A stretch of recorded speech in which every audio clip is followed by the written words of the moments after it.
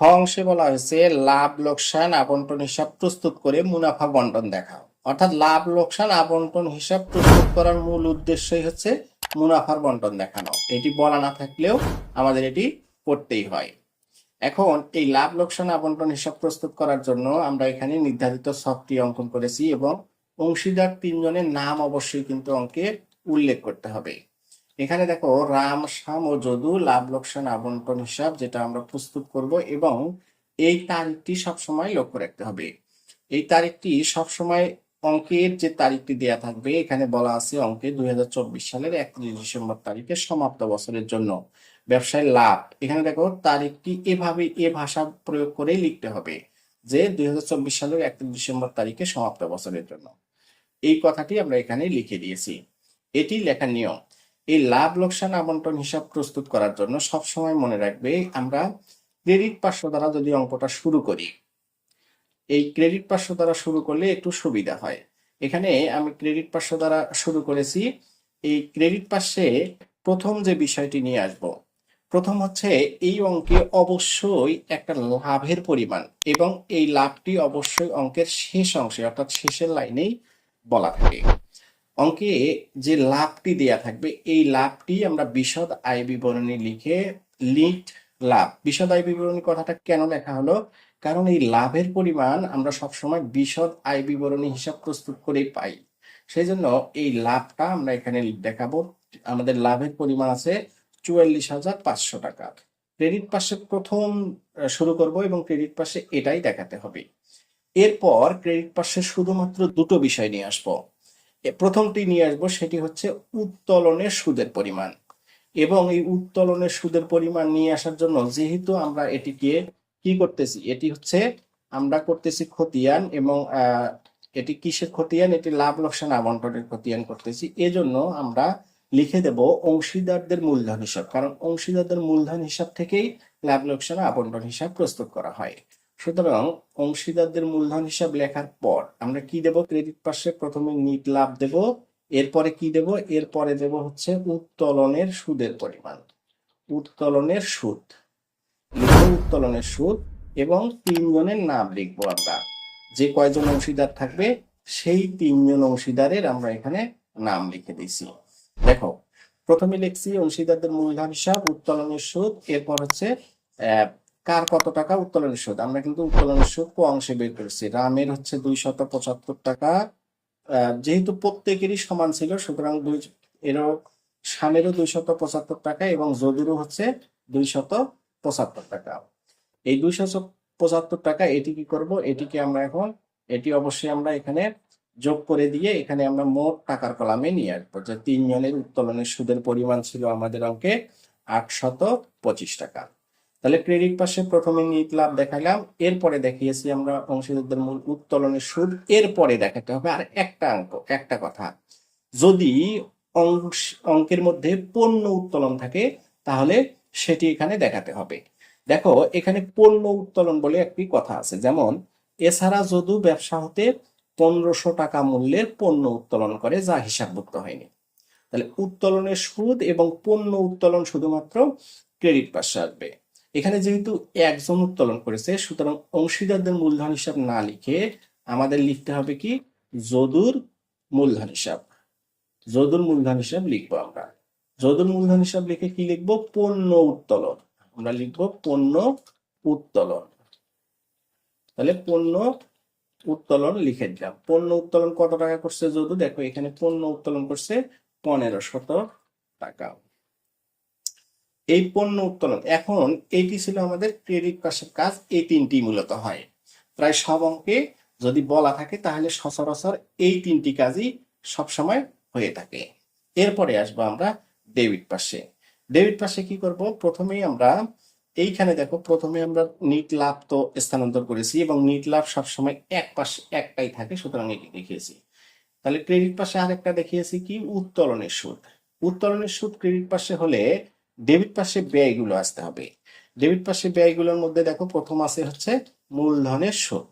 এখন এই মূলধনের সুদ আমরা লিখবো ডেবিট পাশে প্রথমে কি ছিল, প্রথম অংশীদারের নাম রাম, দ্বিতীয় জন শ্যাম এবং তৃতীয় জন ছিল আমাদের যদু। তাহলে রামের মূলধনের সুদ কত ছিল? দেখো এখানে রামের মূলধনের সুদ ছিল 4,500 টাকা, শ্যামের মূলধনের সুদ ছিল কত? 3,500 টাকা, এবং যদুর মূলধনের সুদ ছিল আমাদের কত টাকা? 2,500 টাকা। এই তিনটি টাকা কি করব? এই তিনটে টাকা যোগ করে আমরা এখন এই টাকার কলামে নিয়ে আসবো। তিনটে টাকা যোগ করলে আমাদের টাকার পরিমাণ হবে 11,000 টাকা। তাহলে প্রথমে দিব আমরা ডেবিট পাশে মূলধনের সুদ। এরপরে দেখো,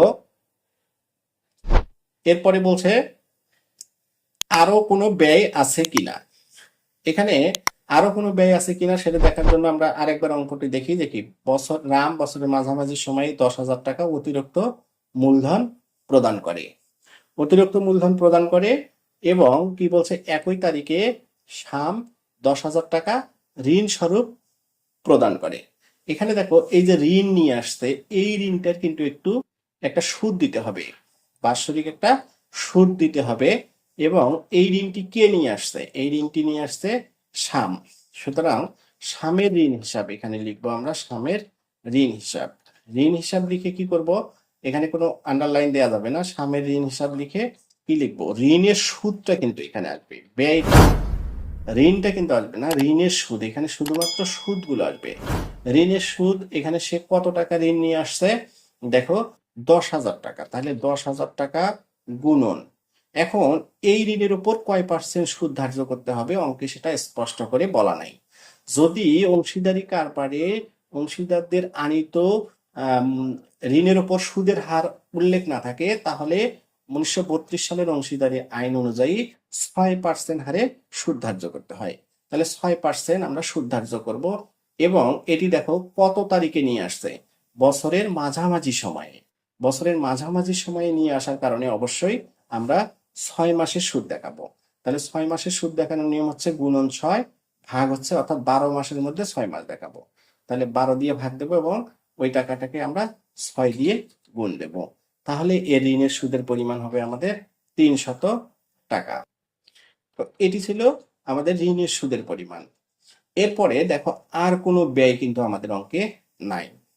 যেহেতু অঙ্কে আর কোনো ব্যয় নাই, সুতরাং এই অঙ্কে এখন আমরা আসব এই এদের মুনাফাটাকে ভাগ করে দেব।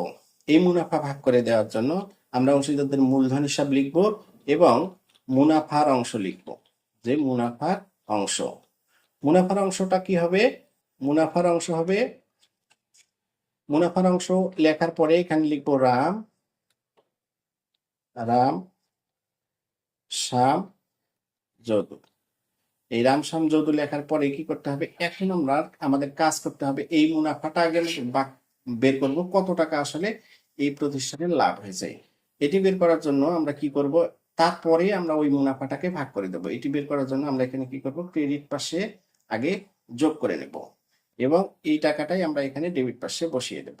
তাহলে ক্রেডিট পাশে আগে আমরা যোগ করব। তাহলে 44,500, 825 এবং 1500 টাকা যদি আমরা যোগ করি, তাহলে আমাদের টাকার পরিমাণ হবে 46,825 টাকা। এই 46,825 টাকা আমরা এখানে বসে দেবো।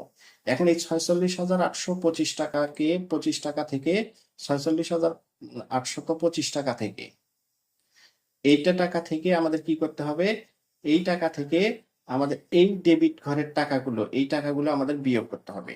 যদি আমরা 46,825 টাকা থেকে 11,000 এবং 300 টাকা বিয়োগ করি, তাহলে আমাদের টাকার পরিমাণ হবে 35,525 টাকা। এই 35,525 টাকা এখন তারা বন্টন করে নেবে। এটা হচ্ছে আমাদের লাভ। এই লাভটা বলছে যে তারা কি অনুপাতে বন্টন করবে। এখন এই যে মুনাফা বন্টনের অনুপাতটা এখানে দেওয়া আছে 2:2:1। তাহলে রাম কতটুকু পাবে? দেখো এখানে রাম পাবে 35,525 টাকা। আমরা এটা নিচে একটু শেখার জন্য দেখাই যে 35,525 টাকা এটা কারটা? এটাই পাবে। প্রথমে আমরা রামেরটা বের করি, যে রাম 35,525 টাকা, এটাকে আমরা কি করব? গুণ দেব। বের করার নিয়মটা দেখো, গুণ দেব। রামের অনুপাত কত? এখানে রামের প্রথমে 3, শ্যামের হচ্ছে 2 এবং যদুর হচ্ছে 1।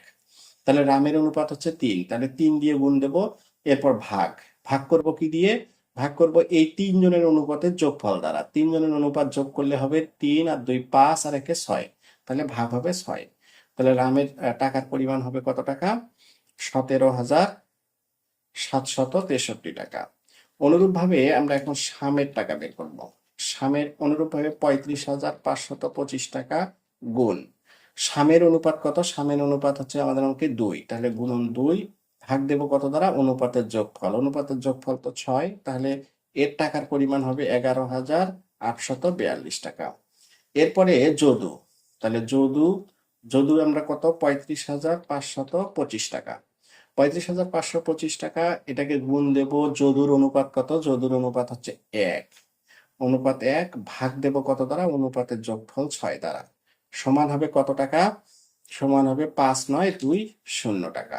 এখন আমরা এখানে এটি বসিয়ে দেব যে রামের যোগফল ছিল 17,763 টাকা, শ্যামের যোগফল ছিল আমাদের 11,825 টাকা এবং 842 টাকা এবং যদুর মুনাফার ভাগ পাবে হচ্ছে 5,920 টাকা।